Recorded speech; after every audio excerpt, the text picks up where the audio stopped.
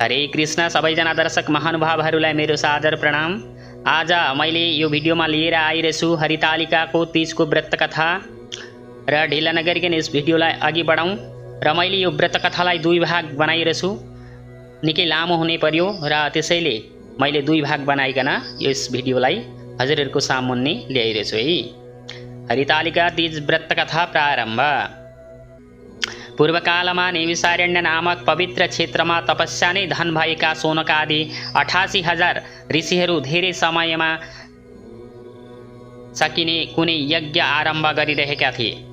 त्यसै अवसरमा वेदव्यासका मन परेका शिष्य जसलाई व्यासजीले सबै शास्त्रमा निपुण तुल्याएका थिए, तिनै सुतजी भ्रमण गर्दै नैमिषारण्यमा आइपुगे। सोनकादि ऋषिहरूले पौराणिक सुतजीलाई आउन लागेको देखेर सादर ल्याई पूजा गरेर सिंहासनमा बसालेर सोधे, हे सुतजी, हामीलाई थोरै श्रम र न्यून धनले ठुलो धर्म पाइने कुनै व्रत कथा भन्नुहोस्। तब सुतजी भन्नुहुन्छ, सुन, जुन गौरीको औँठी झैँ बटारिएका अलग कपाल रूपी कल्पवृक्षका पुष्पले ढाकिएको छ र उत्तम नवीन वस्त्र धारण गर्ने भएकी कमलका मालाले शोभायमान दिगम्बर रूपधारी शङ्करलाई नमस्कार छ। कैलाश पर्वतको उत्तम टाकुरामा निवास गर्ने आफ्नो स्वामी शङ्कर भगवानसित एक दिन गौरीले सोध्नुभयो, हे नाथ, मलाई अत्यन्त गुप्त तथा थोरै धन र श्रमले ठुलो पुण्य पाइने व्रत कथा आज्ञा गर्नुहोस्। हे नाथ, हजुर मदेखि खुसी हुनुहुन्छ भने धर्मको सारा अंश जसको उपासनामा धन र श्रम धेरै थोरै लागोस् अनि विशेष उत्तम फल पनि प्राप्त होस्। एउटा अर्को कुरा म यो पनि जान्ने इच्छा गरेर राख्दछु, म कुन व्रतको फलले वा प्रभावले यस्तै हुन पाएँ। हे जगदीश्वर, हजुर आदि मध्य र अन्तबाट रहित हुनुहुन्छ। यस्ता ईश्वर हजुरलाई मैले कुन दान धर्मले प्राप्त गरे? आफ्नी प्रियतमा पार्वतीको यस्तो प्रश्न सुनेर भगवान शङ्कर आज्ञा गर्नुहुन्छ, हे भद्रे, अब तिमी त्यो कथा सुन जुन मेरो सर्वस्व हो त्यही म भन्दछु। आकाशमा जस्तै ताराहरूमा चन्द्रमा, नवग्रहहरूमा आदित्य, चारै वर्णमा प्रधान ब्राह्मण, सदैव देवताहरूमा विष्णु भगवान, जस्तै नदीहरूमा गङ्गाजी, समस्त पुराणहरूमा महाभारत र चारै वेदमा सामवेद र इन्द्रियहरूमा श्रेष्ठ मन, जुन प्रकारले उत्तम र श्रेष्ठ कहिन्छ त्यस्तै पुराण भनेको वेदहरूको सर्वस्व हो। यो कुरा समस्त शास्त्रले स्वीकार गरेका छन्। अतः अब तिमी एकचित्त भएर मैले भनेको सुन। जुन व्रतको शक्ति वा प्रभावले तिमीले मलाई पति रूपमा प्राप्त गर्न समर्थ भयो र मेरो अर्धासन पनि प्राप्त गर्यौ। तिमी मेरो अत्यन्त प्रिय छौ, त्यसैले म यथार्थ रूपमा वर्णन गर्दछु। तिमी सुन। भाद्र मासको शुक्ल पक्षमा तृतीया तिथि जुन हस्त नक्षत्रले युक्त भएको छ, त्यसै दिन व्रतको अनुष्ठान गरे प्राणी मात्रका समस्त पाप भस्म भएर जान्छन्। जुन व्रत तिमीले पिताको घर हिमालयमा पालन गरेकी थियौ त्यसैको वृत्तान्त म तिमीलाई भन्दछु, एकचित्त भएर सुन। शिवजीको त्यस्ता वचन सुने पार्वती माता बिन्ती गर्नुहुन्छ, हे प्रभु, त्यो मैले कहाँ र कसरी गरेकी थिएँ त्यो कुरा हे जगदीश्वर हजुरको मुखारविन्दबाट सुन्ने इच्छा गर्दछु। आफ्नी प्रियतमा पार्वतीको इच्छा जानेर महादेव आज्ञा गर्नुहुन्छ, हे मामिनी, हिमालय नामको एउटा उत्तम र ठुलो गिरिराज छ। त्यो अनेक प्रकारका चिर आदि साना ठुला वृक्षहरूले सुशोभित छ। त्यहाँ अनेक थरीका पक्षीहरू र आफ्ना सुमधुर स्वरले अनेक पथिकलाई आनन्द प्रदान गर्दछ। नाना साना ठुला मृग, सिंह, व्याघ्र आदि वन्यजन्तुहरू निर्भय भएर त्यहाँ डुलिरहन्छन्। देवता, सिद्ध, गन्धर्व, चारण र गुह्यकहरू प्रसन्न मनले निर्भय भएर डुलिरहन्छन्। गन्धर्वहरू अनेक गीत गान गर्दै त्यहाँ आनन्दले विचरण गर्दछन्। त्यस पर्वतमा स्फटिकका वैदुर्य मणि र सुन चाँदीको अनेक उच्च श्रृङ्गहरू आफ्ना लामा बाहुले स्वच्छ आकाशमा लेख्न लागे झैँ देखिरहन्छन्।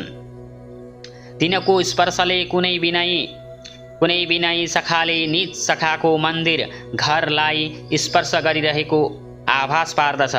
त्यो हिउँले छोपिएको र भागीरथीको कलकल ध्वनिले सदैव प्रतिध्वनित भइरहन्छ।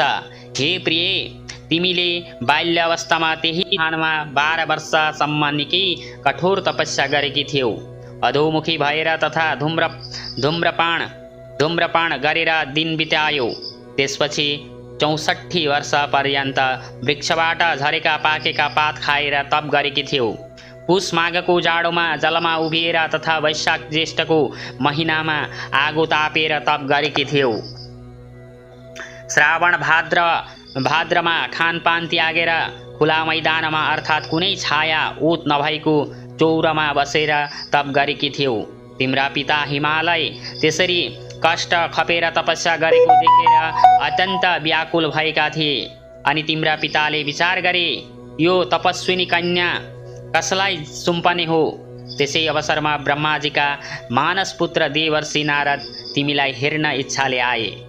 हिमालयले तिनको पाद्यार्घदिले स्वागत गरेर विनम्र स्वरमा भने, हे मुनीश्वर,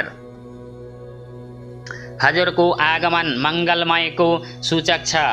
कुनै पूर्व वा अहिलेको कुनै उत्तम कर्मको फल उदय नभई हजुर जस्ता तपस्वी त्रिकाल यज्ञ मुनिको दर्शन पाउन सकिन्न। अतः के कारण परेर यो हजुरको शुभ आगमन भएको छ, आज्ञा गर्नुहोस्। हिमालयको यस्तो वचन सुनेर नारद मुनि आज्ञा गर्दछन्, हे नगाधिराज, म भगवान विष्णुको आज्ञाले यहाँ आएको हुँ।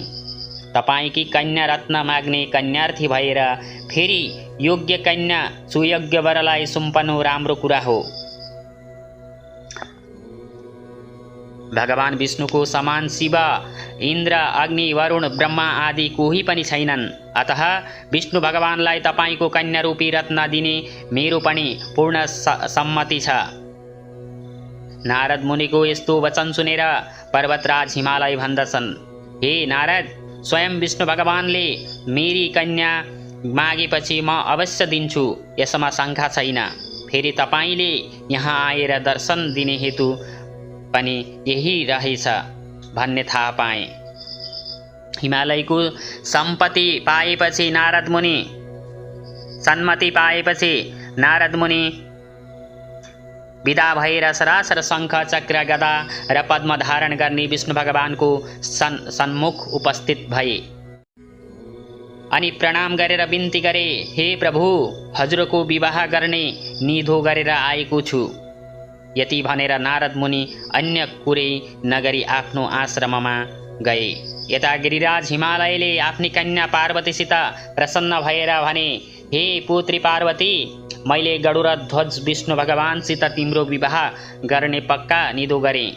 आफ्ना पिताको यस्ता वचन सुनेर केही पनि उत्तर नदिई पार्वती सरासर आफ्नी सखीलाई भेट्न गइन् र सखीको सामु पुगेर अत्यन्त दुखी मनले पृथ्वीमा ढलेर रोई घोर विलाप गर्न लागिन्। उनको सखीले अकस्मात आउन साथ त्यसरी रुन र विलाप गर्न लागेको पार्वतीलाई देखेर नम्र स्वरमा सोधिन्, हे गौरी, हे पार्वती, तिमीलाई के कष्ट छ र के कष्ट आइलाग्यो? उचित भए मलाई सुनाऊ। तिम्रो कष्ट मैले जे गरेर निवारण हुनेछ म त्यही कार्य निश्चय नै गर्नेछु। सखीको सान्त्वना युक्त वचन सुनेर पार्वती भन्न लागिन्, हे सखी, यदि तिम्रो मलाई प्रसन्न र खुसी तुल्याउने इच्छा छ भने मैले भनेको कुरा सुन। हे सखी, श्री महादेव पति पाउने मेरो उत्कट अभिलाषा छ, तर मेरा पिता हिमालयले मेरो अन्तै विवाह गरिदिने विचार गर्नुभएको रहेछ। हे सखी, यसै निम्ति अब म यो शरीर नै त्यागिदिन्छु। पार्वतीका यस्ता वचन सुनेर सखीले भनिन्, हे पार्वती, यस कुरामा तिमी डराउनु पर्दैन। हामी दुवै एउटा घोर वनमा जाउँ। त्यो स्थान तिम्रो पिता हिमालयले पनि कुनै युक्तिले पनि पत्तो पाउन नसक्ने स्थानमा जाउँ। यति सल्लाह गरेर ती दुवै सखी एउटा घोर वनमा पुगे। उता हिमालयले आफ्नी पुत्री पार्वतीलाई घरमा देखेनन् र यताउता वरपर निकै खोजी गरे, तर कतै पनि फेला पार्न सकेनन्। अनि मेरी कन्या पार्वतीलाई देव दानव गन्धर्व किन्नर आदि कसैले हरण गरेर लग्यो। अघि नारद मुनिसित मैले कन्या विष्णु भगवानलाई दिने प्रतिज्ञा गरेको हुँ।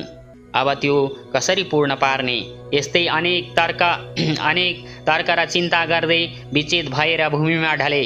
हिमालयको त्यस्तो अवस्था भएको सुनेर उनका इष्टमित्र छिमेकीहरू हाहाकार गर्दै हिमालयको घरमा पुगे अनि मूर्छा पर्नको कारण सोध्न थाले। तिनीहरूको प्रश्न सुनेर गिरिराजले भने, हे सज्जन हो, कुनै पापिष्ट दुष्टात्माले मेरी पुत्री पार्वतीलाई अपहरण गरेर लग्यो, अथवा कुनै पापी सर्पले डस्यो, कि सिंह व्याघ्र आदि कुनै वनको जन्तुले खायो।